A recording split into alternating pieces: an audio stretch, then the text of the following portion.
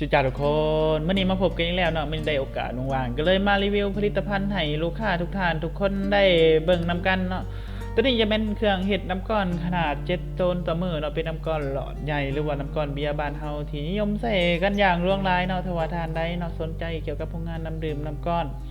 พวกงานน้ำก้อนของบริษัทเวียดนามเฮานับตั้งแต่1ต้นขึ้นไปจนถึง60ต้นต่อมือเนาะสามารถตอบสนองให้ลูกค้าได้ทุกท่านทุกคนถ้าว่าทานได้เนาะอยากได้พวกงานน้ำดื่มน้ำก้อน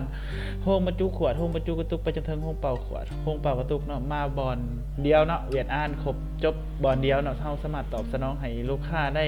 ทุกอย่างเนาะถ้าว่าทานได้อยากปรึกษาสามารถปรึกษารายละเอียดได้ที่เบอร์โทร020924141หรือว่าทานได้อยู่นครหลวงใกล้ไปใกล้มาเนาะ